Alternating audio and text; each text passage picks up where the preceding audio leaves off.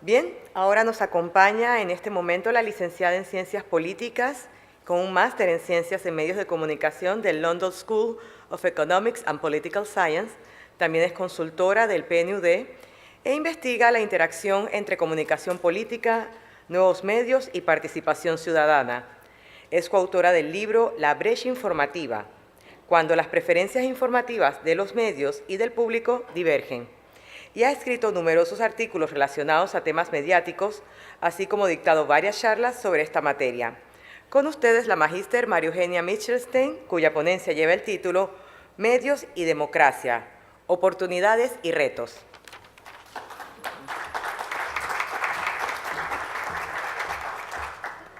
Hola, ¿me escuchan? Bueno, primero de todo le quiero agradecer a la señora Mercedes Zeleta de Brenes por organizar esta conferencia, al doctor Fernando Aramburu Rojas, por ser presidente de APEDE. Y lo dejo. Perdón. Porque quiero caminar. Entonces camino. Y a Harry Brown, del PNUD, por haberme invitado.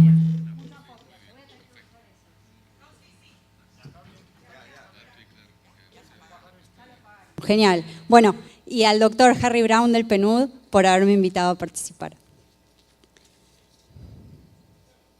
¿Lo paso con esto?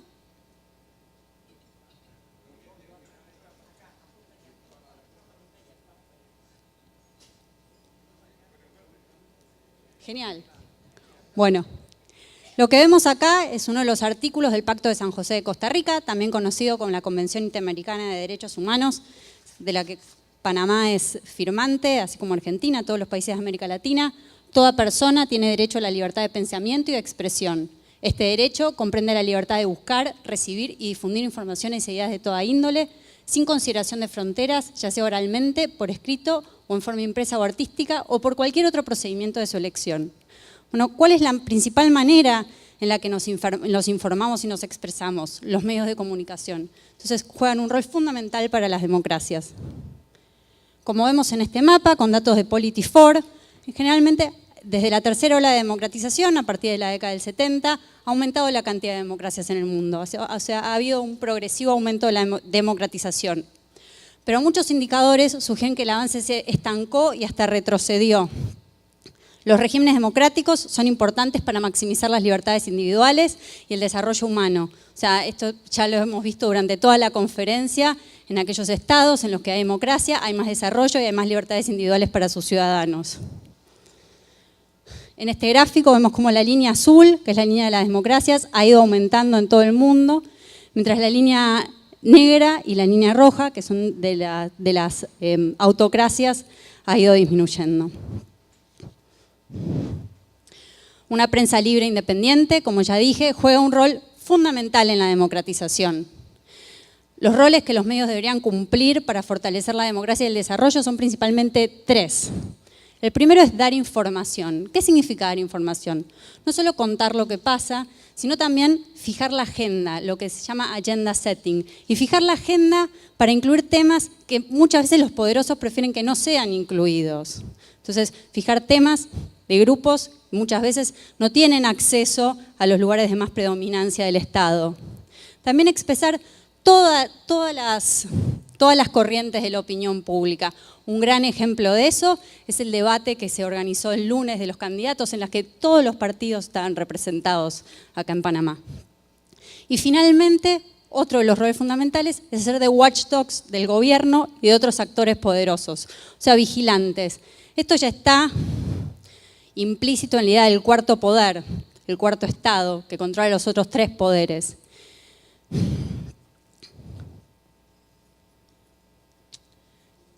Por todos estos roles que cumple la prensa, que cumplen los medios en una democracia, podemos decir que no hay democracia sin libertad de expresión y no hay libertad de expresión sin democracia. Esto es algo que los primeros autores que hablaban de la democracia, Locke, Madison, Jefferson, John Stuart Mill, ya habían remarcado como fundamental.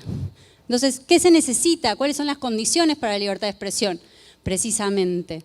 Bueno, el primero es un marco legal que proteja las libertades individuales y los derechos políticos, o sea, una constitución que reconozca estos derechos como fundamentales y que los haga cumplir a los gobiernos.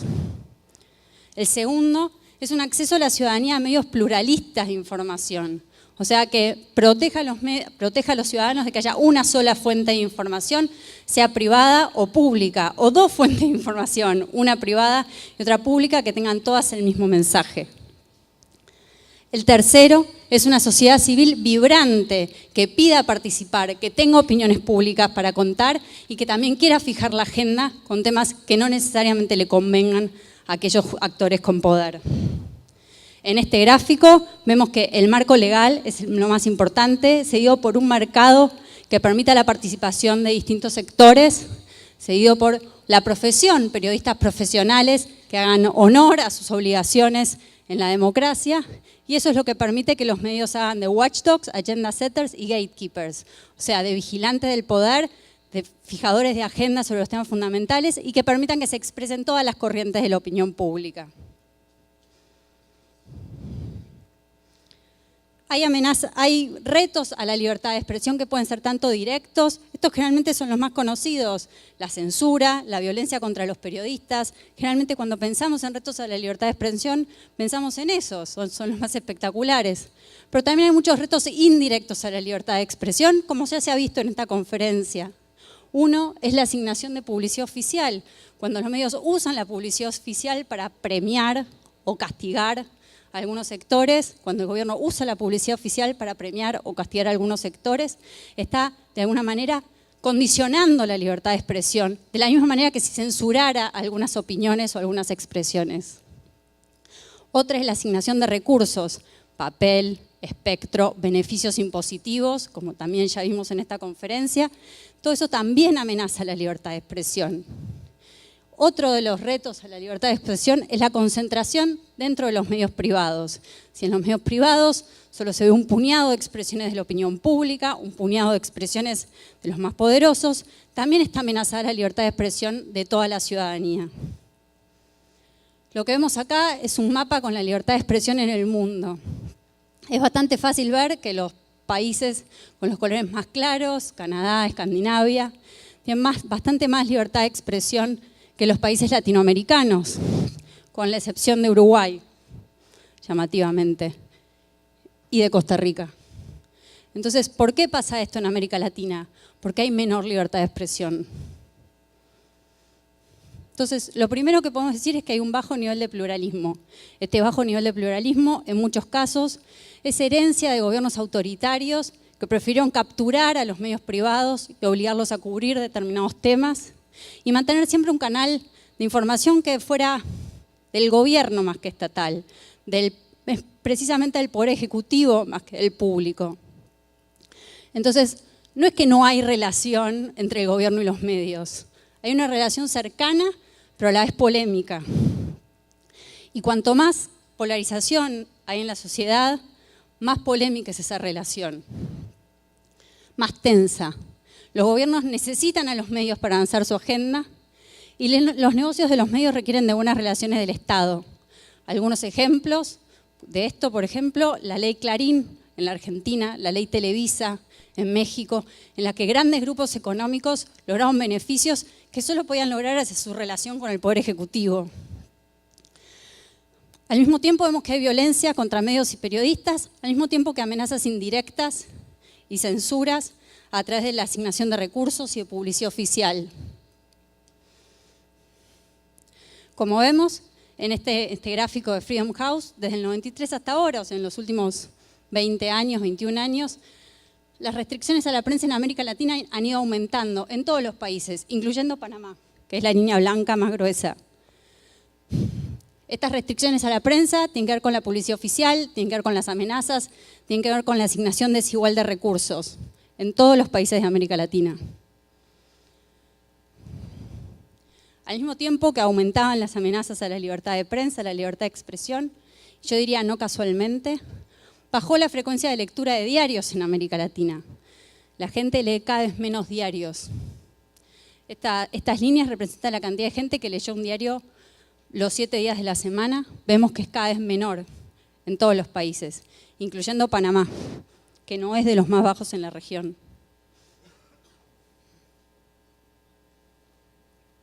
Al mismo tiempo, la frecuencia de atención a noticias en televisión también ha estado bajando, sobre todo en el último tiempo. Panamá es uno de los países que más alto es. También es uno de los países en los que los ciudadanos más confían en los medios de comunicación. ¿Por qué es importante esto? ¿Por qué es importante que la gente preste atención a las noticias, confíe en los medios de comunicación? Bueno, otra cosa que se suele decir es, bueno, la gente lee menos diarios y consume menos televisión, pero presta más atención a las noticias online. En este gráfico vemos que cerca del 80% de los latinoamericanos no prestan atención a noticias online. O sea, si pensamos que el 50% de los panameños, es un número que se repite bastante, tiene acceso a Internet, igual no usan Internet para acceder a noticias, a pesar de que tienen esa posibilidad, no lo hacen. Y cuando sí acceden a noticias online, vemos que los temas que más interesan son los temas que tienen que ver con deportes, espectáculos, el clima, los delitos, más que con temas de asuntos públicos, economía, política, relaciones internacionales. Obviamente que esos son los temas en los que se concentran los medios, sobre todo los medios que están más interesados en su ganancia comercial, en atraer más público, que en participar en la cosa pública, participar en la política, que en promover la participación de la sociedad civil. Estos son datos de diarios de América Latina y de España. Entonces vemos que en todos la línea azul es más importante para los periodistas, esa es la cantidad de contenido de asuntos públicos, que para los consumidores, esas son las noticias más leídas en los diarios. Entonces, la relación, esto es importante porque cuando uno piensa, de lo que se habló mucho en la conferencia, es el apoyo a la democracia como sistema de gobierno. Estos datos son de la POP de 2012, en una columna está Panamá, en la otra América Latina. Y lo que vemos es que no hay, si uno hace una relación logística con un dummy en el que el 1 es apoyo a la democracia, es preferible a cualquier otra forma de gobierno, vemos que no hay diferencias significativas por género o por edad, en Panamá tampoco, o por nivel educativo en Panamá. Pero sí hay diferencias cuando uno piensa que atención a las noticias aumenta un 37% la probabilidad de que los encuestados también apoyen a la democracia como forma de gobierno. Y vemos que la confianza en los medios, o sea, la confianza en la información que reciben, también aumenta la probabilidad de que los encuestados, de que los panameños aumenten el acuerdo con la afirmación a la democracia es preferible a cualquier otra forma de gobierno. Entonces, vemos que para que haya una democracia vibrante se necesitan medios que vigilen a los poderosos. Y vigilar a los poderosos no incluye solamente vigilar al gobierno o vigilar al poder ejecutivo. Lo que se ha visto en América Latina en el último tiempo es que es muy fácil para los medios criticar al poder político y es mucho más difícil para los medios criticar a las empresas o vigilar el trabajo de las empresas. Como dicen, es muy difícil para los medios vigilar a las empresas porque ellos mismos son empresas, en muchos casos. Entonces se necesitan medios que vigilan a los poderosos. Y también es verdad que los gobiernos latinoamericanos muchas veces critican a los medios sobre bases clasistas o nacionalistas y que los medios contestan esas críticas siendo muy críticos de cualquier iniciativa del Poder Ejecutivo. Que fijen agenda y que representen toda la opinión pública, incluyendo a los más vulnerables. Un fenómeno muy común en los medios de América Latina es que las opiniones que más aparezcan sean las opiniones de los empresarios, los que están en el poder político, y de la gente blanca y de clase media, y que a los pobres solo se les pregunte sobre pobreza y no se les pregunte sobre todos los demás asuntos del Estado, de la cosa pública y de la sociedad civil. Medios que cumplan estas condiciones son esenciales para la democracia. Pero vemos que al mismo tiempo hay muchos problemas en la libertad de expresión en América Latina y hay menor atención de la ciudadanía a los medios. Cuando hacemos entrevistas a ciudadanos de distintos países de América Latina, nos dicen, siento que los medios me mienten, siento que los políticos me mienten, no se le puede creer a nadie, ¿para qué me voy a preocupar? Digo, bueno, pero lees noticias de deportes, de espectáculos, en eso no me van a mentir. Si un partido gana, es claro, si un partido lo gana un equipo, es claro qué equipo lo ganó. Y además, no es tan difícil de comprender. Los medios también deberían tener un rol didáctico para acercar a la gente a la cosa pública más que para alejarla. Entonces, todos los problemas en la libertad de expresión de América Latina también tienen que ver con la menor atención de la ciudadanía a los medios. Y esto es algo que los debería preocupar. No solo los debería preocupar por la contribución que debieran hacer a la cosa pública, los debería preocupar por su bottom line, por los beneficios que esperan obtener, por la plata que esperan ganar. Si el modelo de negocios de los medios no atrae consumidores, no van a poder atraer publicidad. Si no atraen publicidad, no hay negocio posible. Entonces, podemos pensar en un modelo de medios que solo se preocupe por temas triviales. El béisbol, el cine, los crímenes, cuanto más espectaculares, mejores. Pero la pregunta es si ese sistema de medios, si ese modelo de medios va a beneficiar a la democracia. El desafío de los medios, públicos y privados, es lograr contribuir activamente con la cosa pública, en Panamá y en toda América Latina. Entonces, ¿cuáles son las oportunidades? ¿Qué debiéramos hacer como espectadores, como participantes en la sociedad civil, como expertos, como analistas, para empujar a los medios a participar activamente, para empujar a los medios a realizar su tarea de manera responsable? Lo primero que deberíamos hacer es fortalecer el periodismo como profesión. Se ha repetido muchas veces que los periodistas no tienen la suficiente formación y además de no tener la suficiente formación les resta autonomía.